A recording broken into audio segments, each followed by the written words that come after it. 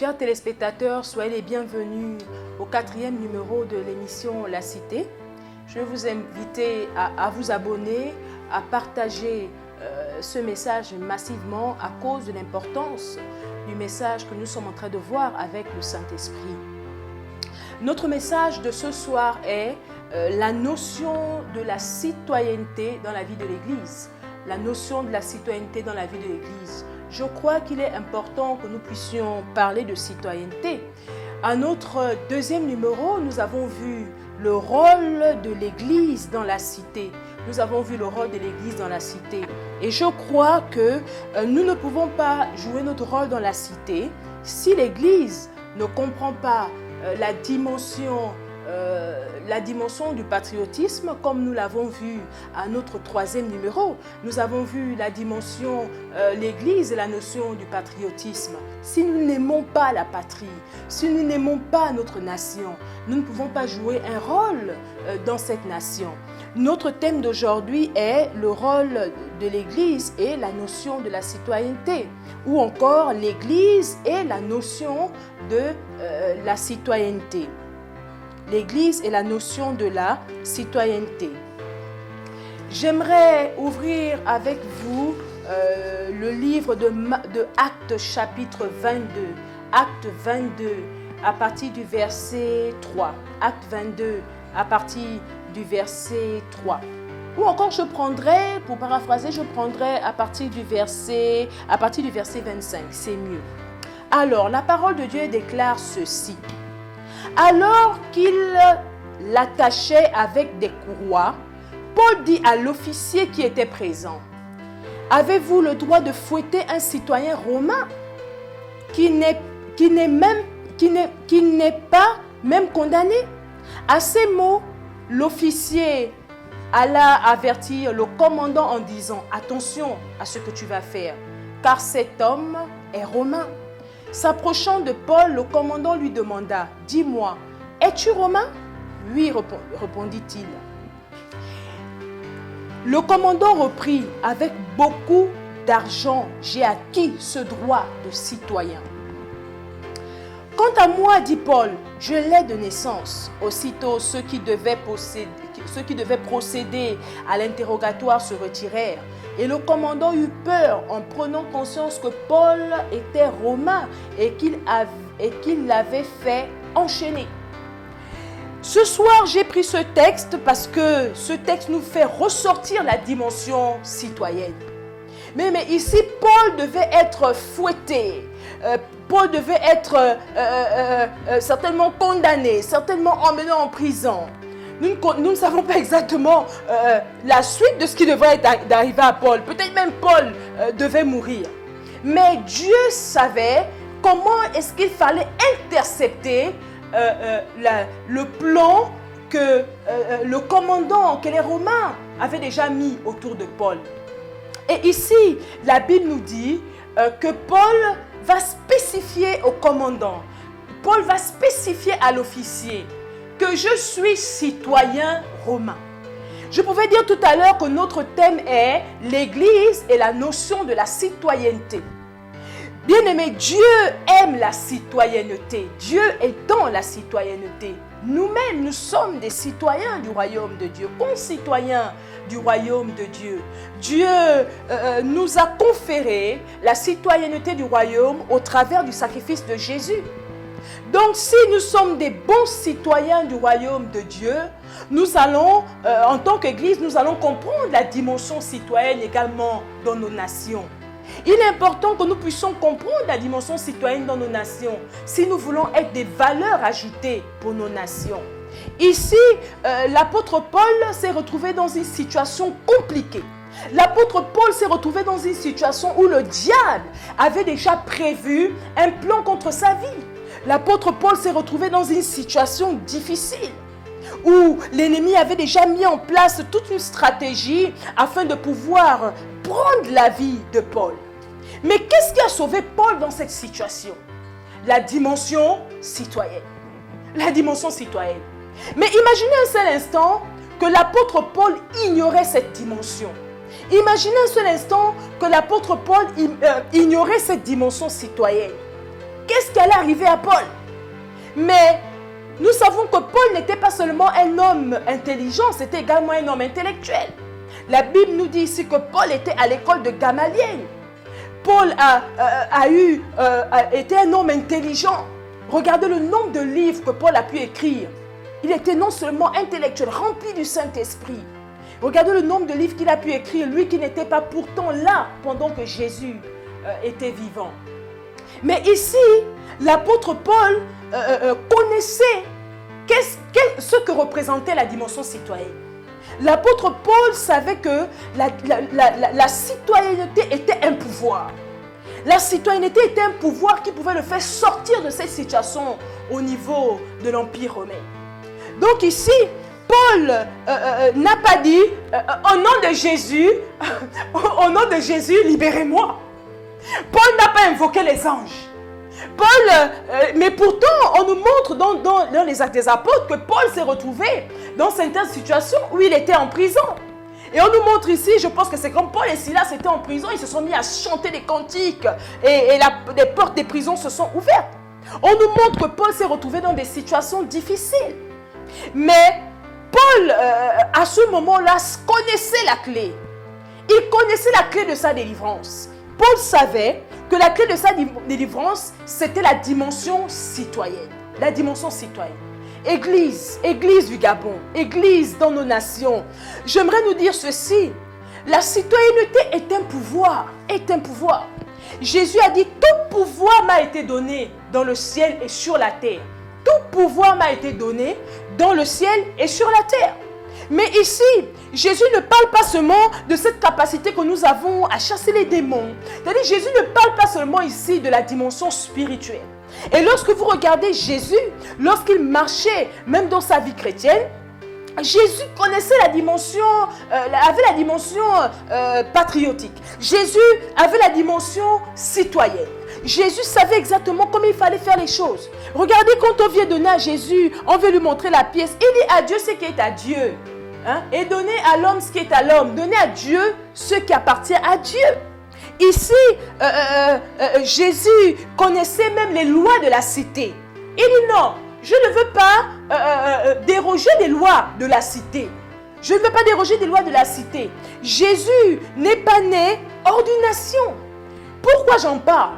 Parce que lorsque nous venons au monde, je l'ai dit tantôt dans mon message sur le patriotisme, que nous ne sommes pas des extraterrestres. Lorsque nous venons sur terre, en tant que chrétiens, Dieu se rassure que nous ayons premièrement un acte juridique, un acte de naissance qui nous confère la citoyenneté. Donc, comment pouvons-nous ignorer la vie de la cité si nous faisons partie d'une cité?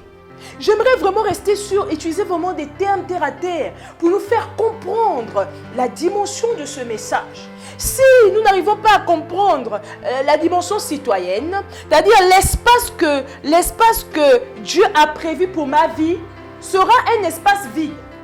Ou encore, comme le monde, la nature horreur du vide, quelqu'un d'autre viendra jouer mon rôle. Or, Dieu m'attend en tant que citoyenne, j'ai une part de responsabilité dans ma nation. Donc, si nous n'arrivons pas à comprendre la dimension citoyenne, regardez, l'apôtre Paul était apôtre. Excusez-moi pour cette répétition, l'apôtre Paul était apôtre. Mais, étant apôtre, il a considéré cette dimension citoyenne. Donc ici, je le disais tantôt, que Paul pouvait appeler une légion d'anges, parce que, effectivement, autour de la vie de Paul, il y avait une légion d'anges. Paul aurait pu appeler une légion d'anges. Paul aurait pu parler en langue, demander au Saint-Esprit de se manifester, demander au Saint-Esprit de toucher les yeux de l'officier, toucher les yeux du commandant. Mais à ce moment-là, la clé de la libération de Paul était le fait qu'il devait révéler sa dimension citoyenne. Et ici, dans l'Empire romain, on ne jouait pas avec la citoyenneté.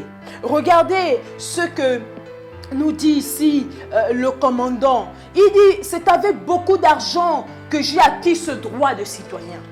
Donc ici, il montre que c'est avec beaucoup d'argent qu'il a acquis ce droit de citoyen. Mais si nous qui sommes déjà citoyens du royaume de Dieu, citoyens du royaume de Dieu, nous n'arrivons pas à comprendre la dimension citoyenne dans nos nations, alors l'Église sera comme une cymbale retentissante. Comme une cymbale retentissante. Or que Dieu nous appelle à pouvoir poser des actes par rapport à nos cités. Donc la dimension spirituelle ici ne suffit pas. La dimension spirituelle ne suffit pas. Si je suis un citoyen gabonais et que je passe mon temps simplement à parler en langue, si je suis un citoyen gabonais, je ne me lève pas le matin pour aller travailler. Je parle de citoyen gabonais parce qu'avant d'être citoyen du royaume, nous sommes d'abord citoyens gabonais. Et bien que la Bible dit dans le livre de Jérémie, je te connaissais avant que tu ne sois formé dans le ventre de ta mère. Je t'avais déjà établi prophète. Oui, c'est une chose. Dans la dimension spirituelle, effectivement, Dieu nous avait déjà prédestinés à être semblables à l'image de son Fils. Nous a déjà conféré cette citoyenneté par le sacrifice de Jésus. Mais Église du Seigneur, il est important que nous puissions comprendre. Il est important que nous puissions avoir la révélation de ces choses. Il est important que nous puissions comprendre que Dieu, dans ces temps dans lesquels nous sommes, ces temps eschatologiques dans lesquels nous sommes, dans ces derniers temps, il est important pour l'Église de comprendre la profondeur, la hauteur, la longueur et la largeur de la dimension citoyenne dans nos vies. Sinon, nous allons passer à côté du mandat que Dieu nous a donné par rapport à nos nations. Donc, je peux être un chrétien, je me réveille le matin, je parle en langue, je parle en langue, je parle en langue. Mais si je ne pose pas des actions dans la cité, mon parler en langue restera certainement dans le monde surnaturel. Même le domaine de la foi, il faut prier et poser des actions. Donc ici, j'aimerais nous interpeller par rapport à cette dimension. Et j'ai pris pour exemple la vie de l'apôtre Paul, justement pour montrer que Paul était apôtre. Paul était apôtre. Mais ça n'a pas empêché à Paul de citer la dimension citoyenne dans sa vie. Paul était apôtre. Donc, le fait que je sois prophète, le fait que j'ai l'un des 5 ministères, ou encore le don de gouverner, peu importe le don que Dieu a déposé sur ma vie, ça ne fait pas de moi un extraterrestre sur la terre. Je dois participer à la vie de la cité. Ici, nous avons un modèle par excellence, Jésus, notre leader par excellence. Nous avons un modèle par excellence. Jésus nous a montré qu'il a non seulement respecté la dimension citoyenne, Jésus nous a montré qu'il a participé à la vie de la cité. Vous avez remarqué que Jésus n'a même pas passé son temps dans le temple. Jésus venait dans le temple, il enseignait et il sortait du temple. Il a posé des actions dans le temple et hors du temple. Donc ici, si nous voulons ramener, comprendre cette dimension, il est important que nous puissions comprendre que Jésus lui-même a participé à la vie de la cité. Jésus a participé à la vie de la cité sur le plan spirituel. C'était un bon prieur. La Bible dit qu'il avait coutume de se retirer pour pouvoir invoquer Dieu. Jésus a participé à la vie de la cité sur la dimension économique. On a vu Jésus en train de nourrir les gens. On a vu Jésus en train de participer à la vie de la cité. On a vu Jésus dans son groupe, il avait Judas qui tenait les finances, qui tenait l'économie. Mais pourtant, il était Seigneur des seigneurs et Roi des rois. Ici, Jésus savait qu'étant dans une cité, il faut qu'il organise son ministère. Pourquoi? Parce que la cité répond à des normes. Ici, Jésus a participé à la dimension sociale. On l'a vu aller chez les malades, visiter les malades avec ses disciples. On l'a vu rentrer dans la cité, rentrer dans la maison des affligés. On l'a vu prier pour les vies de plusieurs personnes. On a vu Jésus travailler dans la vie de la cité. Jésus ne travaillait pas hors de la cité, il travaillait dans la cité. Mais la seule différence, c'est que Jésus travaillait avec les armes que le Seigneur l'avait données. Il travaillait avec ses propres armes. Il n'a pas cherché à travailler avec les armes du monde. Il a travaillé avec ses propres armes. Église, tu as la dimension citoyenne.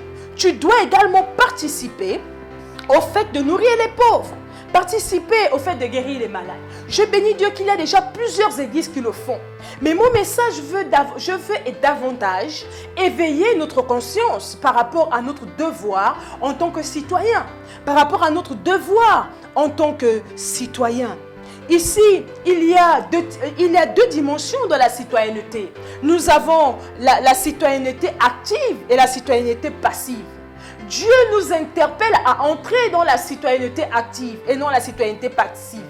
La citoyenneté passive, c'est cette personne-là qui se réveille le matin, il regarde la nation et il passe son temps à maudire le Gabon. Maudire le Gabon, maudire le Gabon, maudire le Gabon. Mais quel est le rôle que tu joues afin que le Gabon aille mieux? Afin que le Gabon aille mieux. Donc ici, il n'est pas question pour moi de me réveiller en tant que je suis citoyenne du royaume de Dieu, je suis citoyenne gabonaise, et puis à cause du fait que je parle en langue, je ne participe pas le matin à la vie de la cité. Ça n'a pas de sens. Ça n'a pas de sens. Or que Dieu a donné à l'Église ce mandat. Dieu a donné à l'Église ce mandat. Donc ici, n'ayons pas une citoyenneté passive. La citoyenneté passive, c'est ce citoyen qui se lève le matin. Et puis, il boit son lait. Il a terminé de boire son lait. Il va faire les 100 pas au quartier. Il regarde tous ceux-là qui vont au travail le matin. Mais quand je parle de citoyenneté, il y a à l'intérieur ceux-là qui ne sont pas citoyens du royaume de Dieu. Et ceux-là qui sont citoyens du royaume de Dieu. Parfois, ceux-là qui ne sont même pas citoyens du royaume de Dieu se lèvent même plus que les chrétiens pour pouvoir aller travailler le matin. Donc ici, même l'apôtre Paul l'a dit, il dit j'ai travaillé. Donc ici, le fait de travailler n'est pas seulement le fait d'aller à la fonction publique. Même si tu es serviteur de Dieu, le fait de pouvoir te rendre à ton bureau à l'église le matin, recevoir les âmes, tu participes ici à la vie de la cité. Tu participes à la vie de la cité. Donc ici, il n'est plus question d'avoir une citoyenneté passive. La citoyenneté passive n'apporte rien. La citoyenneté passive nous emmène simplement à la réflexion, nous emmène à parler. Elle n'est pas agissante. Elle n'est pas agissante. La Bible dit, montre-moi ta foi. Montre-moi ta foi et moi je te montrerai ma foi avec les œuvres. La citoyenneté active a des œuvres, qui sont vues aux yeux de tous. Donc ici, j'aimerais vous dire ceci, que j'étais arrivée à un niveau où je n'avais même pas de carte d'identité et ça ne me faisait rien de ne pas avoir la carte d'identité sous prétexte que je parlais en langue. Donc parce que je parle en langue, je ne dois pas avoir la carte d'identité. Parce que je parle en langue, je ne dois pas suivre le journal pour m'intéresser aux choses qui se passent dans ma nation. Parce que je parle en langue, je ne dois pas ramasser le papier lorsque je le vois dans la rue. Parce que je parle en langue, je ne participe pas à l'assainissement de l'environnement de ma nation sous prétexte que je parle en langue. Dieu dit, il ne nous attend plus dans cette dimension. Mais le Seigneur aimerait nous voir dans une citoyenneté active. Nous devons être actifs. L'Église doit rentrer dans une autre dimension. Et lorsque je parle de citoyenneté, c'est dans toute sa profondeur, dans toute sa largesse, dans toute sa longueur. Ici, le temps ne me permet pas de pouvoir aborder tous les points relatifs à la citoyenneté. Mais je crois qu'en vous présentant la vie de Paul, dans le livre de Actes 22, ici Paul s'est retrouvé dans Paul, homme rempli de l'esprit, homme charismatique, homme rempli des dons du Saint-Esprit. Paul qui pouvait toucher les paralytiques et ils étaient guéris. Comme la Bible nous dit dans Luc 4 au verset 18, l'Esprit du Seigneur est sur moi et il m'a oint. Il m'a oint pour guérir ceux qui ont le cœur brisé, pour pouvoir libérer les captifs, pour publier une année de grâce, ouvrir les yeux des aveugles. Donc Paul ici était oint du Saint-Esprit, mais ça n'a pas empêché à Paul de pouvoir considérer sa dimension citoyenne. Donc, Église du Seigneur, j'aimerais éveiller notre conscience. J'aimerais nous réveiller dans ce sens. Toi qui balaies l'église, Dieu ne t'attend pas seulement à balayer l'église. Dieu ne t'attend pas seulement à balayer l'église. Toi qui es chantre, Dieu ne t'attend pas seulement à proclamer des cantiques. Toi qui es prédicateur de l'évangile, Dieu ne t'attend pas seulement à ce niveau. il y a plusieurs personnes qui étaient même... J'ai beaucoup de témoignages. J'ai le témoignage de plusieurs jeunes qui sont avec moi. Plusieurs qui disaient, non, maman, je suis arrivée, mais vraiment, le Seigneur m'appelle à plein temps au ministère. Mais que tu sois dans le domaine séculier ou bien que tu es l'un des 5 ministères, tu es à plein temps. C'est un appel. C'est un appel. Nous adorons Dieu en tout temps et en tout lieu. En tout temps et en tout lieu. Il y a ceux-là qui ont cet appel dans le domaine séculier. S'il n'y a pas des gens qui ont l'appel dans le domaine séculier, mais comment est-ce que la provision va arriver dans la maison de Dieu?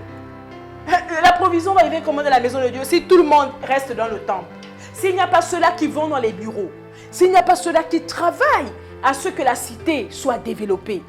Donc ici, je voudrais que, comme je le disais à mon premier numéro, que j'aimerais que la génération Joseph, la génération Daniel, la génération Esdras, c'est-à-dire ces hommes qui étaient intelligents et intellectuels. Nous voulons voir aujourd'hui au niveau de l'Église des jeunes. Nous voulons voir des jeunes qui vont très loin dans les études.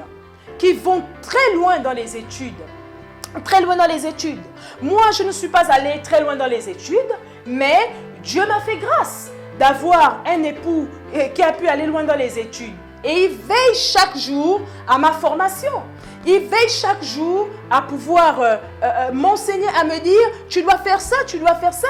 Je lis, je me cultive, je me cultive. Pourquoi? Parce que j'ai une part à jouer dans la vie de la cité. Donc, le parler en langue ne suffit pas. Le parler en langue ne suffit pas. Il va falloir que nous puissions, Église, revenons, soyons équilibrés. Soyons équilibrés, Église du Seigneur. Soyons équilibrés. Nous devons motiver les jeunes à aller à l'école.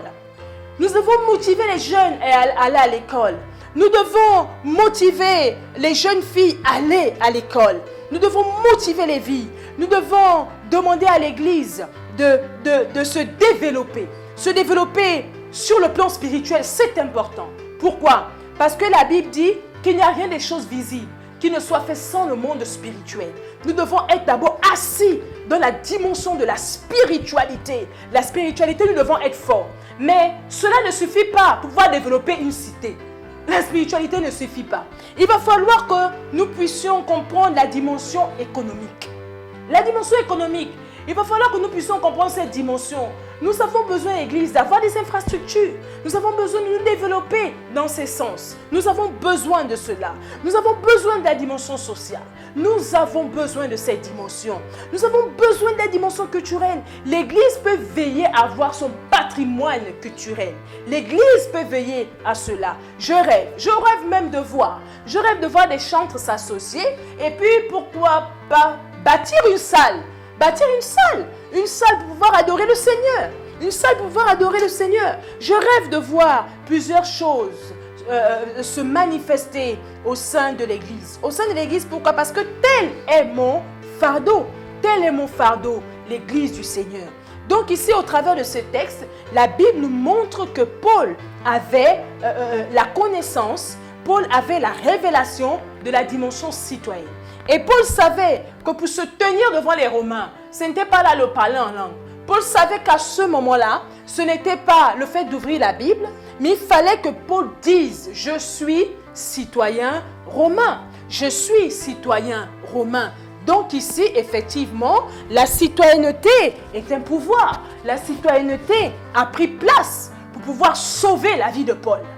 Dieu a permis que Paul parle de cela parce que Dieu savait que c'est l'information précise que ce commandant, c'est l'information précise que cet officier avait besoin pour pouvoir libérer Paul à ce moment-là. Donc, Église du Seigneur, je prie que le Seigneur puisse ouvrir notre intelligence. Je prie que nous puissions comprendre la portée, la profondeur, la longueur et la largeur de cette dimension. Nous qui sommes citoyens du royaume de Dieu. Si nous sommes citoyens du royaume de Dieu, alors nous devons être des bons citoyens dans nos nations, de bons citoyens dans nos nations. Arrêtons de rester simplement dans le parler en langue. C'est-à-dire, nous sommes là comme si nous sommes dans des rêveries, et puis l'espace est occupé. J'aimerais nous exhorter à revenir à l'essentiel, nous exhorter à revenir à la dimension citoyenne. Nous ne sommes pas seulement citoyens du royaume de Dieu, mais nous sommes également citoyens gabonais. Toi qui m'écoutes, Église du Seigneur, tu es certainement en France, tu es citoyen français, tu es citoyen, tu es égyptien. Peu importe la nation dans laquelle tu es, tu dois jouer ta part dans la cité, afin que le nom de Jésus soit glorifié, afin que le nom de Dieu soit glorifié dans nos vies. Que Dieu vous bénisse. À nous revoir au prochain numéro. Partagez, abonnez-vous, afin que ce message puisse atteindre la multitude de personnes. Que Dieu vous bénisse.